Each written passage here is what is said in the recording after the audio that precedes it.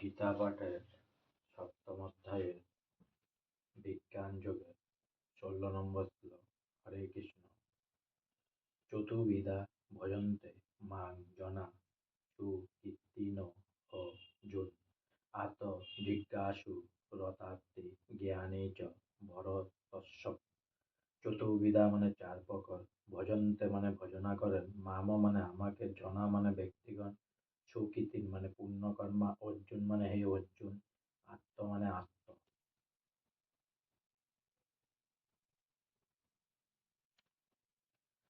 জিজ্ঞাসু অনুসন্ধিৎসু অর্থাৎ মানে ভোগ অভিলাষী, জ্ঞানী মানে তত্ত্বজ্ঞ, চ মানে ও, ভরতস্য মানে হে ভরতশ্রেষ্ঠ, অনুবাদ হে ভরতশ্রেষ্ঠ অর্জুন, আত্ম অর্থাৎ জিজ্ঞাসু ও জ্ঞানী এই চার প্রকার পুণ্যকর্মা ব্যক্তিগণ আমার ভজনা করেন। তাৎপর্য: দুষ্কৃতকারীদের ঠিক বিপরীত হচ্ছে শাস্ত্রের নির্দেশ অনুসরণকারী, এবং তাদের বলা হয় সুকীর্তিন অর্থাৎ সুকীর্তি সম্পন্ন মানুষ। এরা সব সময় শাস্ত্র নির্দেশিত বিধি নিষেধগুলি মেনে চলে, সমাজের নীতি চলে, এবং এরা সকলেই অল্প বিস্তর ভগভক্ত।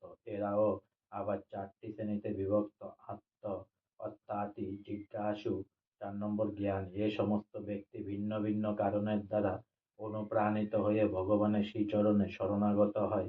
এরা শুদ্ধ ভগভক্ত নয়, কারণ ভক্তির বিনিময়ে এরা কোনো না কোনো অভিলাষ পূর্তির কামনা করে, কিন্তু শুদ্ধ ভক্তি সব রকমের কামনার থেকে মুক্ত এবং জড় জাগতিক কোনো কিছুই লাভ করার অভিলাষ থাকে না।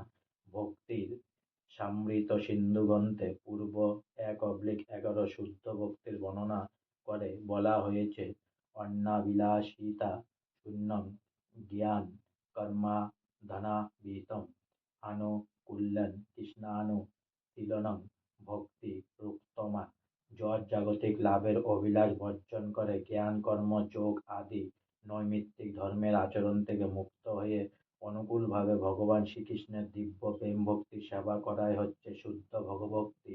এই চার শ্রেণীর ব্যক্তিরাই যখন ভগবানের সেবা করে, তখন সাধু সঙ্গের প্রভাবে তারাও শুদ্ধ ভক্তে পরিণত হয়। দুষ্কৃতকারীদের পক্ষে ভগভক্তি করা খুবই কঠিন, কারণ তারা অত্যন্ত স্বার্থপর, অসংযত ও পারমার্থিক উদ্দেশ্যহীন। কিন্তু তবুও সৌভাগ্যক্রমে তাদের কেউ যদি শুদ্ধ ভগভক্তের সংস্পর্শে আসে, তাহলে তারা শুদ্ধ ভক্তে পরিণত হতে পারে। যারা সকাম কর্মের ফল ভোগ করবার জন্য সর্বদাই নানা রকম কাজে ব্যস্ত, তারা নানা রকম দুঃখ দুর্দশার দ্বারা নিপীড়িত হয়ে ভগবানের শরণাগত হয়, এবং শুদ্ধ ভগভক্তের সংস্পর্শে আসার ফলে দুঃখের মধ্যেও তারা ভগভক্ত পরিণত হয়। নৈরাশ্যের ফলেও অনেকে সাধুসঙ্গ করে এবং তার প্রভাবে ভগবানের কথা জানতে জিজ্ঞাসু হয়। তেমনই আবার শূন্যগর্ভ দার্শনিকেরাও সমস্ত জাগতিক জ্ঞানে নিরর্থকতা উপলব্ধি করতে পেরে ভগবত তত্ত্ব জ্ঞান লাভ করার প্রয়াসী হয় এবং ভগবানের সেবা করতে শুরু করে। তার ফলে নির্বিশেষ ব্রহ্ম এবং ভগবানের আংশিক প্রকাশ পরমাত্মার স্তর অতিক্রম করে পরমেশ্বর ভগবান অথবা তার শুদ্ধ ভক্তের কৃপায় ভগবানের সাকার রূপের জ্ঞান লাভ করে। মোটের উপর এ সমস্ত আত্ম অর্থাৎ জিজ্ঞাসু ও জ্ঞানীরা যখন উপলব্ধি করতে পারে যে পরমাত্ম সাধন করার সঙ্গে জড় জাগতিক লাভ ক্ষতির কোনো সম্পর্ক নেই, তখন তারা শুদ্ধ ভক্তে পরিণত হয়। এ পরম শুদ্ধ ভক্তির স্তরে উত্তীর্ণ না হওয়া পর্যন্ত ভগবৎ সেবায় নিয়োজিত ভক্ত সকাম কর্মের দ্বারা দূষিত হয়ে থাকে এবং জড় জাগতিক জ্ঞানের অন্বেষণও করতে থাকে। তাই শুদ্ধ ভগভক্তির স্তরে উত্তীর্ণ হতে হলে এ সমস্ত প্রতিবন্ধকগুলি অতিক্রম করতে হবে। আজকে আমার গীতা পাঠের সপ্তম অধ্যায়ের ১৬ নম্বর শ্লোক বিজ্ঞান যোগের এখানেই সমাপ্ত হলো।